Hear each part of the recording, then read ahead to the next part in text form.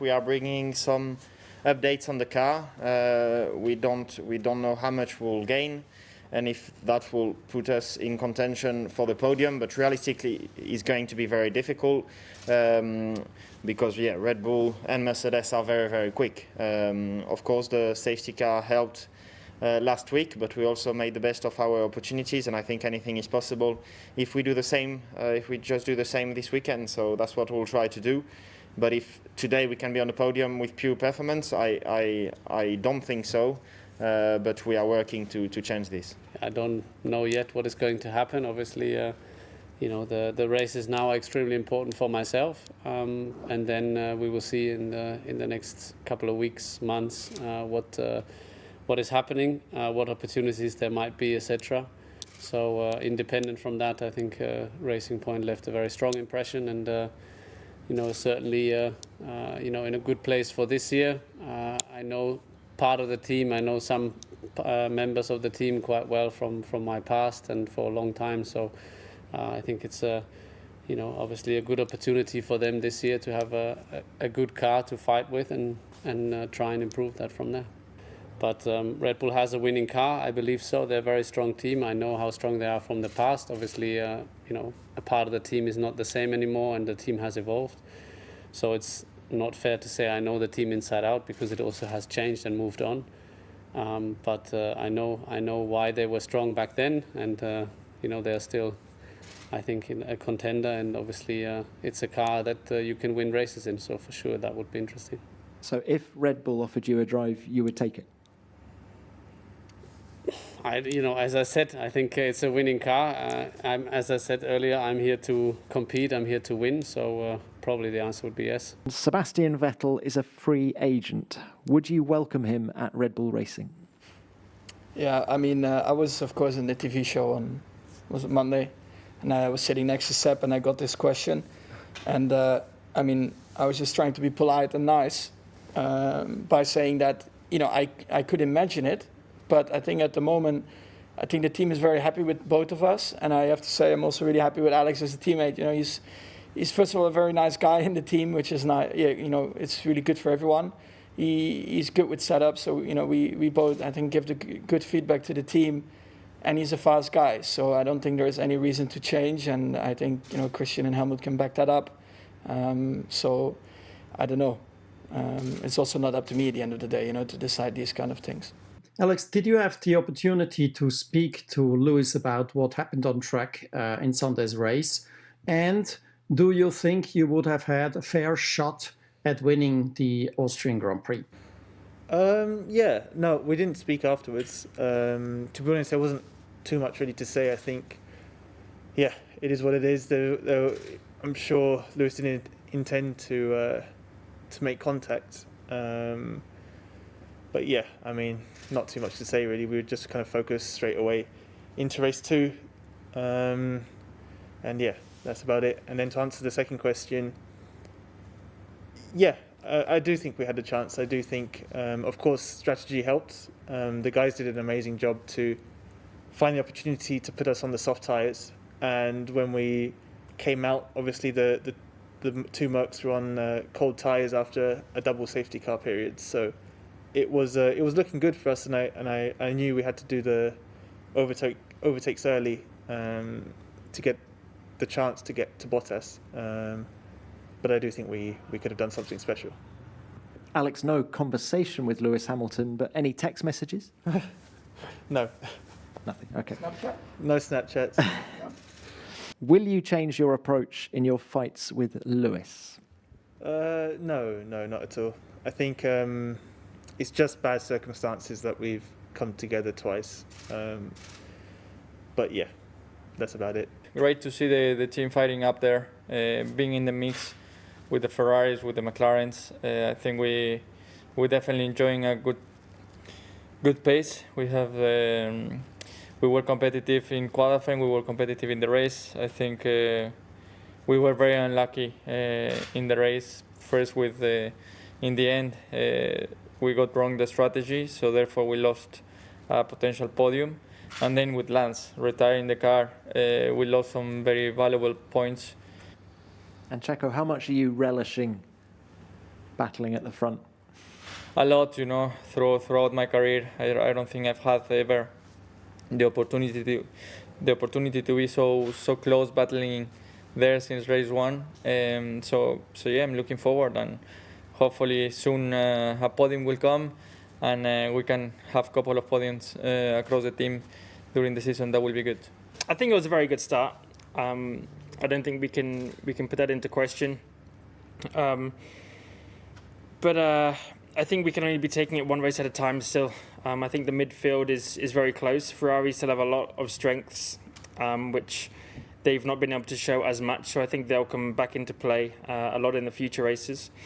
But I think we've just given ourselves a very good platform to go off of and to see further improvements. But I still believe Ferrari have a better car than what we do as a whole package throughout the whole season. I don't think we're probably going to be consistently fighting for podiums or such things as that. So I think we need to still focus on ourselves, do the best we can, and if we end up in positions like having podiums or P4 or P5, then I think it's a job well done for us. But I don't think we have the package as a whole to say we're going to be fighting the top three very often. There's several things that I'm a lot more confident in terms of my approach to the race weekend and my aggressiveness on lap one and so on. And then it's just the whole package and just putting all of these little things together. And I think I'm a lot more confident than I probably was at any time last year. I was happy with the car really from the get-go on Friday. I think lap one was solid and we built from there. And I think, qualifying, we were a bit unlucky with the yellow. Otherwise, I think we were probably a top 7. I think safe to say a top 8 car in quali. So I think we're there, at least where we want to be. We're certainly in that fight. The race was obviously a bit cut short for me, but I think even though I did only a small amount of laps, I think there was still some things which I learned from the race that we can be better at. So for now, I think, a little bit more from the race trim car we can find, but quali spec car, I think we're there. So hard to say like what position I feel we are, but that midfield, I want to say we're in that right at the front of it, within a tenth. Daniel, would you be happy to give up your car for FP1 at times this year to help Fernando Alonso and the team get up to speed together? No, because I heard the word help Fernando Alonso, or the words, and he doesn't need any help. He's, I mean, look, it didn't look like he slowed down at all with age. I mean, his last season in F1 was a pretty strong one from everything I heard and saw. Obviously, the results weren't always there, but as far as getting the most out of the car, I think that was pretty evident that he was. So I don't think he needs help. I'm sure, I don't know if he'll be trackside at a few races or what. As far as him, sitting in on meetings and giving feedback, absolutely no worries. But I'll do as much driving as I can. Yeah, the moment, on Friday and in qualifying, it was difficult to enter into Q3 on a pure pace. We were lacking a couple of tenths, maybe something around that in qualifying to be sure to say, okay, we are a Q3 contenders. So we will see if we will be able to find those couple of tenths soon during the season. We have an upgrade coming on the car. I think that Danny should try on Friday and probably try it later during the weekend.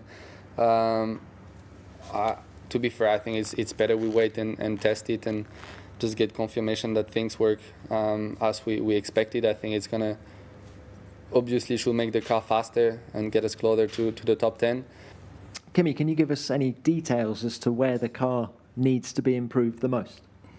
Around the lap, everywhere. I mean, obviously it's you can always improve here and there, but I think, like I said, we have some improvements in our head what we can do, and purely on the setup and how we work on it. So obviously it's a little bit long time when we did running. So I don't think we maximized the potential of the car. So we obviously try to do that. We definitely want to be faster than what we were comparing to last year, but that's what we got last weekend, and we try to get better again. Ordinarily, I would have thought we would be stronger in the race and struggled a bit more in qualifying. And last weekend actually seemed to be the opposite way around. So that was quite interesting. I think we did do a good job in qualifying. The lap was very good, but we missed out on a slipstream, which we thought was around 2 temps, maybe even more, compared to my previous lap when I was behind the Red Bull of Alex. So, like I said, Q2 is definitely a possibility. It's definitely something we're aiming for this weekend and definitely going into Hungary. Have you started any contract talks for next year? And have you been set any targets in order to be considered for a Mercedes race drive in 2021? Obviously, Mercedes are my managers. We've been in talk. We're always in talk. We've been in talk, on a weekly basis, almost daily basis, for the past 2 years, and those talks have, increased obviously as I'm, pushing for my future. But like I say, I know what I need to do, which is just perform to my maximum on track. I do have a contract for next year with Williams, so ultimately it's potentially in Claire's hands of where my future lies. You didn't see Renault as a potential seat for you next year? No, as I mentioned, I have a contract with Williams next year. I am a Mercedes junior driver. So like I say, I don't think Claire would allow me to go anywhere else, potentially other than Mercedes. And even then, who knows? Like I say, that's not in my hands. That's in her hands, and for the powers above me to deal with and see what happens there. But like I say, I'm just focused on my job, and that's all I can do. Valtteri, given your team has said it would expect the gearbox issue to reappear if the cars are running the same arrangement as last weekend, does that mean that you and Lewis will have to avoid the curbs from the off this weekend? Yeah, pretty confident the team has tried to do things to fix it already for this weekend. Obviously, it's limited in the regulations how much you can do and how much you can't when it's about gearbox. But they've localized the issue. I have full trust that we're going to fix it. Just when is the question.